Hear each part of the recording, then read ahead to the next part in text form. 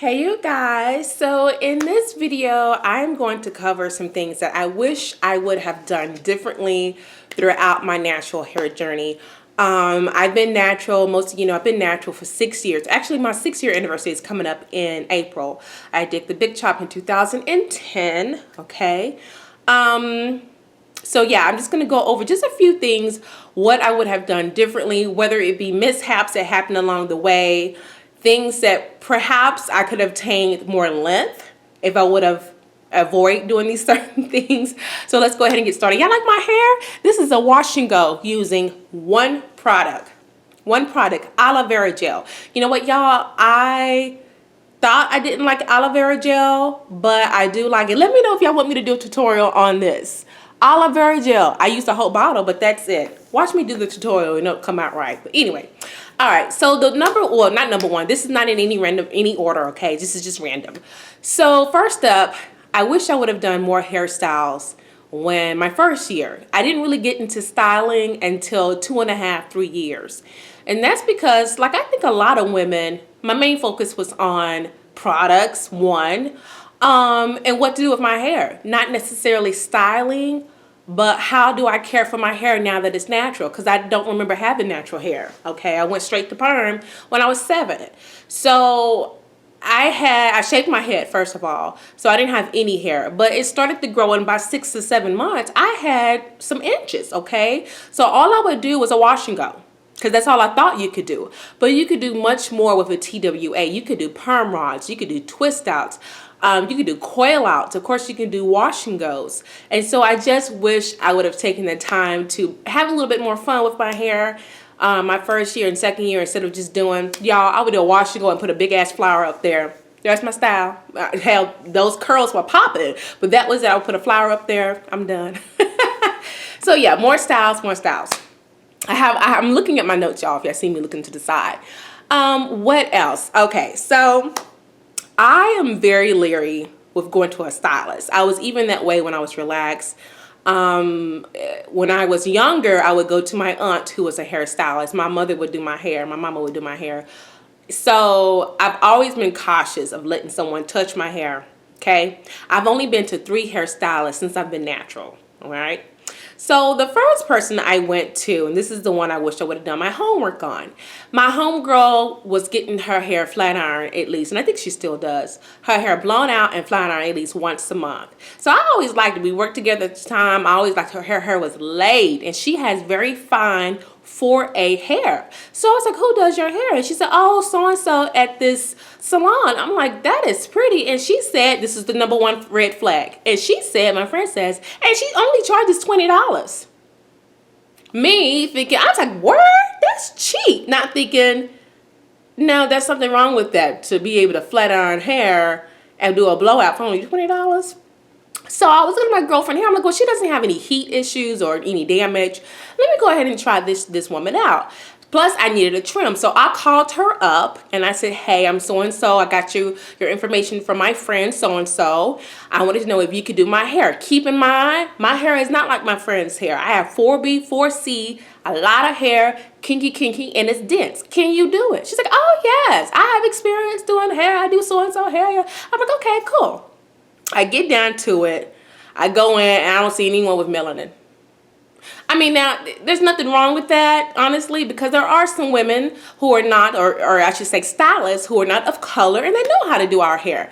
But I didn't see anyone there. None of the customers were. So I went in with my hair freshly washed, okay? And I'm sitting down in her chair, and she's like, oh, wow, you have a lot of hair. I'm like, yeah, I did. That's what I said on the phone with you. She's getting through and she's separating, and she's using the comb. She starts to, blow up my hair because my hair was detangled already. So the whole point was her to blow up my hair, trim my hair, and flat iron, all right? Halfway through blow drying it, she says, have you ever considered getting a relaxer?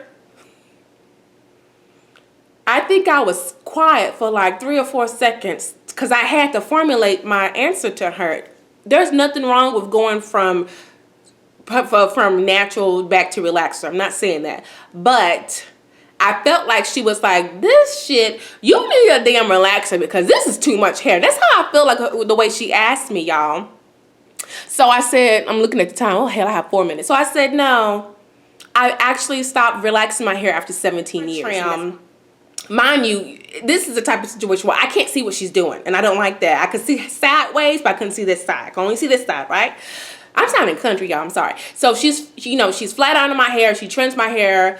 Flat iron was bomb. Okay, flat iron was bomb. She bumped my hair. Bomb. My hair was laid. I get home. I look at my hair, and it is drastically uneven. We're talking about 3 inches uneven. And she cut off a lot of hair. I know I didn't have that many split ends. I wouldn't even say 3 inches, about 2 inches uneven. And I was like, what the hell? I know my hair grows uneven. And so I told my friend, I'm like, your friend did a bomb-ass job for flat ironing my hair, but my hair is uneven. So yeah, make sure I think most of y'all know. Most of y'all are better than me. You do your research when you go to a stylist. Make sure that you get all their credentials and go to someone who definitely, I would say, does natural hair on a basis, on a regular, consistently basis, natural hair. Yeah, so anyway, personally, what else I have here?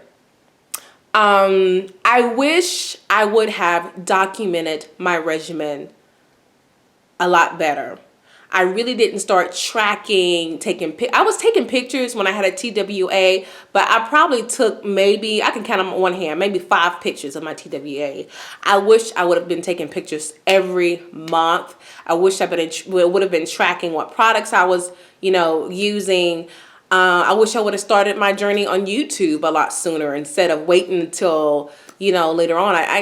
I don't know. I don't know why I didn't do that, but I wish I would have done it. Now they have all these apps and stuff you can do to track your journey. It's a little detail, but I just wish I would have taken more pictures. That's all. Just more pictures and possibly what products I was using.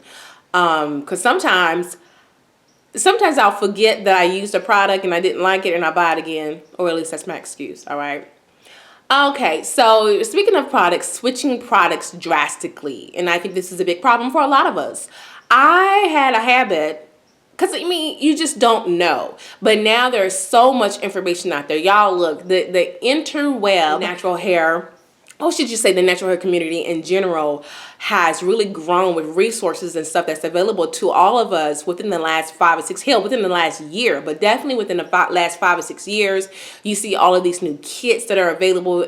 There's even a DIY hair kit. I saw that. I think Nikki May is helping to market that, and I saw that. I was like, that's a good idea. But anyway, with me personally, I would buy a product. I wouldn't even go.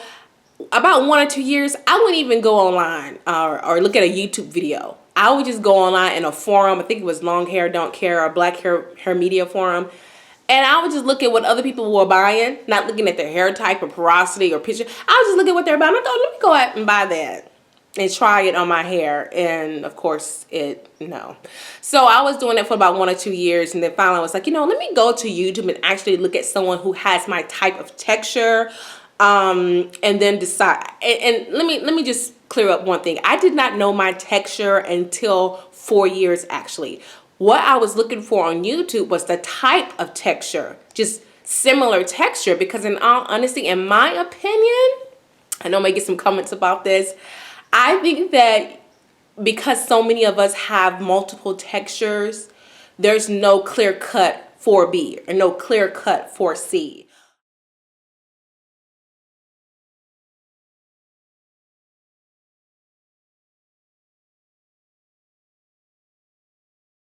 So yeah, girl, products. And I know it's hard. I was in a product swapping group for a while. I had to get out of there because I was like an addict. I was like, okay, look, I got these 2 products. I'll give you these 2 products, free shipping if you give me that one. I'm like, girl, what the hell? No, you settle down. It is not that serious. So, yeah, anyway, y'all. So what else do I have on here? Last thing is detangling. So after I had my child, and let me know y'all if this has happened to you. After I had my child, of course I had a lot of growth when I was pregnant, a lot of growth. And after I had my child, I felt like something was off. My hair texture felt different. I felt like the front of my hair had changed. I really do. I was almost paranoid, like something is going on with my hair. I felt like it had changed. So what do? I don't do nothing to it. I wash it. I condition it, of course. I put in my leave-in. I do the L.C.O method. But I really wasn't taking the time to properly detangle my hair. Detangling for me, the first 3 years I've been natural, was literally comb, go through, and I'm done. Detangling changes as your hair grows longer and it goes thicker. My hair has grown thicker, okay? So with me now, I have to go in there and finger detangle more in the shower, because what had happened after I had my baby and my hair had gotten bigger, my hair started matting up, okay? Started matting up on itself. And this, of course, I was washing my hair and doing everything I was supposed to do every week, but for some reason it was matting up on itself. I looked at my product. Honestly, I didn't change anything differently. I didn't change any products. Hell, I was too broke, just had a baby. I wasn't using any new products. And I just tried to think about, what happened, what changed. The only thing that changed was my hair. My regimen really didn't change that much. My hair changed. My hair got longer. It got denser. So I had to change my regimen to ensure that my hair didn't mat up. So I took to the forums, and a lot of women were saying, try washing your hair braided up, washing your hair. I always wash my hair in sections, but what really helped me until I could get my detangling down was cleansing my hair in twists. Literally cleansing my hair in twists, twist it back up, and going about my way. I could no longer, and I still can no longer, take a comb and conditioner and comb my hair in the shower.